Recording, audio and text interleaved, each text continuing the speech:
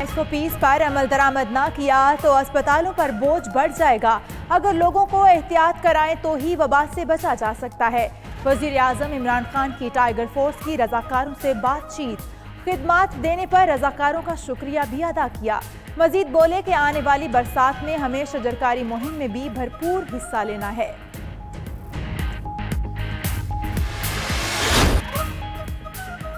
लाहौर में कोरोना का फैलाव रोकने के लिए लॉकडाउन तो हो गया, मगर अवाम की बेएहतियाती खत्म न हो सकी। सील किए गए इलाकों के एंट्री पॉइंट्स पर शहरियों की कतारें। उधर मुल्क भर में 24 घंटे के दौरान SOPs की हजारों खिलाफ वर्जियां, 887 दुकानें सील और 1500 से ज्यादा गाड़ियों को जुर्माना किया गया। वजीर रेलवे शेख रशीद का टेस्ट भी मनफी आ गया। आज हॉस्पिटल से घर मुंतकिल हो जाएंगे।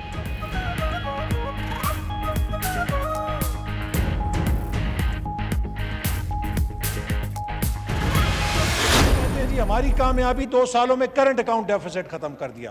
करंट अकाउंट डेफिसिट जनाब स्पीकर खत्म किया होता अगर आपने एक्सपोर्ट बढ़ा के, आपने फॉरेन डायरेक्ट इन्वेस्टमेंट बढ़ा के, आपने रेमिटेंस बढ़ा के, डॉलर्स की इनफ्लो बढ़ा के आपने करंट अकाउंट डेफिसिट खत्म किया होता, मैं आपको सलाम करता।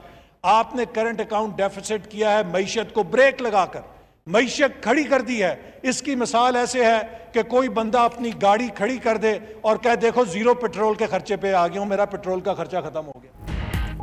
मुल्क की मईशत रोक कर करंट अकाउंट खसारा खत्म करना कारनामा नहीं, जुर्म है। हुकूमत ने ना पिछले अहदाफ पूरे किए और ना आइंदा कर सकेगी। एहसन इकबाल की कौमी असम्बली में तनकीद।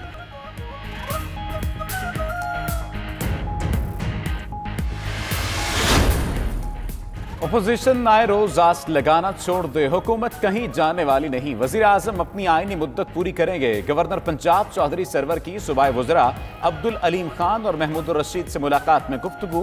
अब्दुल अलीम खान बोले, अवाम से आम इंतखाबात में किए जाने वाले वादे पूरे करेंगे।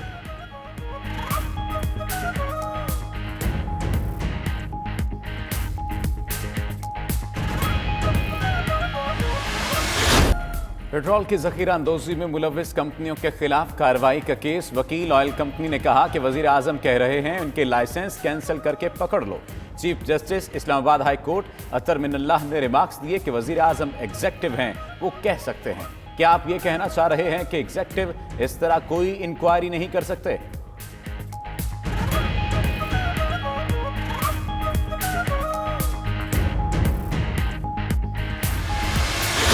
प्री मानसून का सीजन शुरू, जून ठंडा हो गया। लाहौर में गरज चमक के साथ मूसलाधार बारिश, नशीबी इलाकों में पानी जमा। फैसलाबाद, चिन्योट, ओकाड़ा, गुजरांवाला, गुजरात में भी रिमझिम।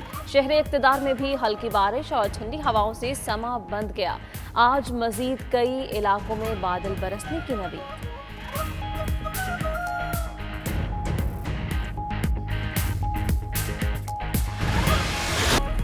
कराची में गैर एलानिया और तवील लोड शेडिंग, रोजाना 7 से 8 घंटे बिजली बंद रहना मामूल बन गया।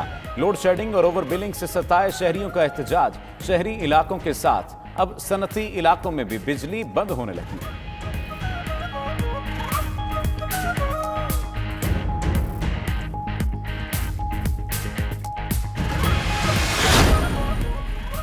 वज़ारत मजहबी उमूर का आइंदा हफ्ते से दरख्वास्त गुजारों को रकम वापस करने का फैसला। वज़ारत मजहबी उमूर की बैंक से मुशावरत मुकम्मल। रकम की वापसी का शेड्यूल आज जारी होने का इम्कान। 1,07,000 दरख्वास्त गुजारों को फीकस 4,85,000 से 95,000 रुपये वापस कर दिए जाएंगे।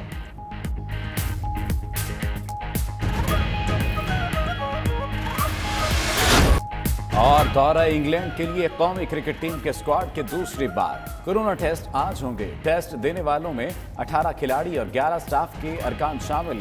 कोरोना टेस्ट मनफी आने की सूरत में ही स्क्वाड इंग्लैंड जा सकेगा। मोहम्मद हफीज समेत कोरोना पॉजिटिव होने वाले तमाम खिलाड़ियों का दोबारा टेस्ट कल किया जाएगा।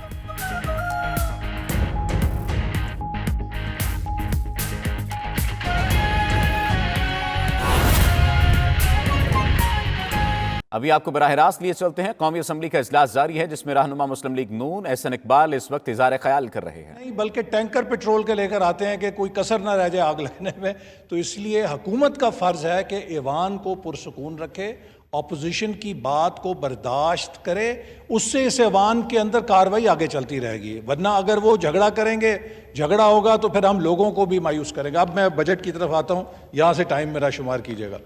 بسم اللہ الرحمن الرحیم۔ جناب اسپیکر، آج ہم جب اس بجٹ کے اوپر ڈیبیٹ کر رہے ہیں تو میں یہ کہنا چاہتا ہوں کہ ہم ہی نہیں پوری دنیا غیر معمولی حالات کا سامنا کر رہی ہے۔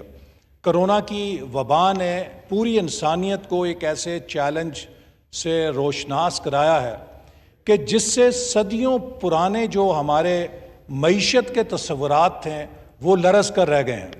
مثال کے طور پہ آج سے 50 یا 100 سال کے بعد مورخ یہ بات لکھے گا کہ 2020 میں جو اس وقت کی نیوکلیئر پاورز تھیں، جو ایٹمی طاقتیں تھیں، ان کے پاس وینٹیلیٹرز نہیں تھے اور ان کے لوگ وینٹیلیٹرز نہ ہونے کی وجہ سے موت کے منہ میں جا رہے تھے۔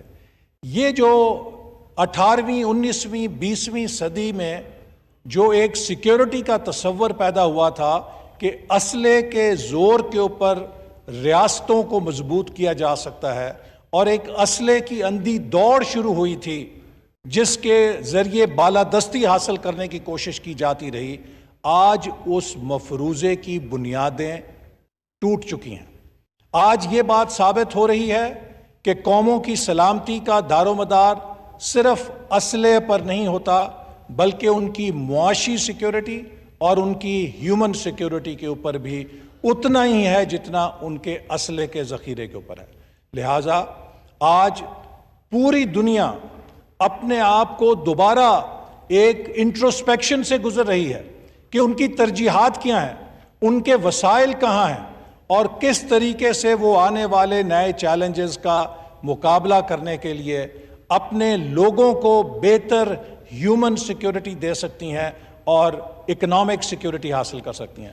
جناب اسپیکر، ایک کتاب حال ہی میں آئی ہے دی انارکی، جس میں ایسٹ انڈیا کمپنی کا اس دنیا کے خطے میں جو رائز ہے اس کو بتایا گیا ہے۔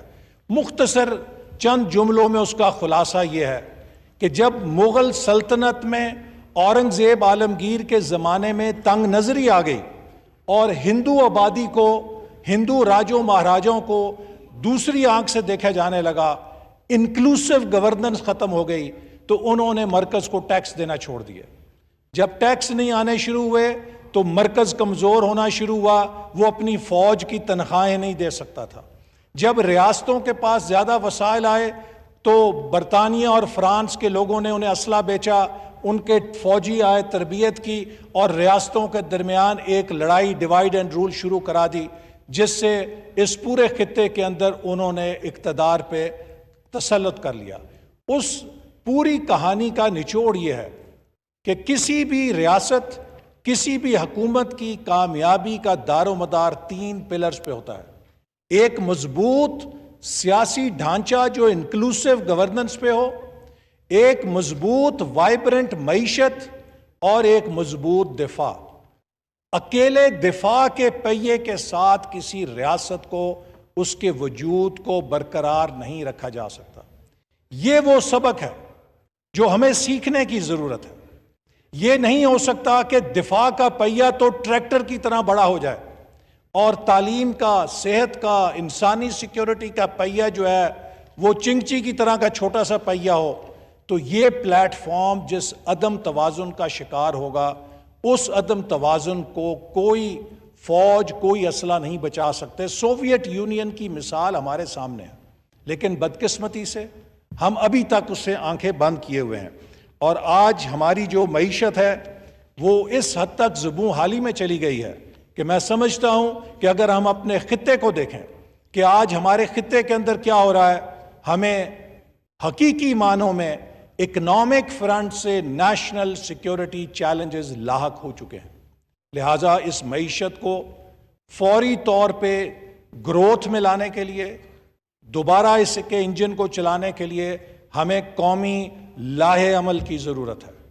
کیا اس ملک کی اس مردہ معیشت کو جو نیگیٹو ہو چکی ہے کوئی ایک شخص، کوئی ایک پارٹی یا کوئی ایک ادارہ تنہا کھڑا کر سکتا ہے؟ نہیں کر سکتا۔ اس کے لیے قومی ایفرٹ کی ضرورت ہے۔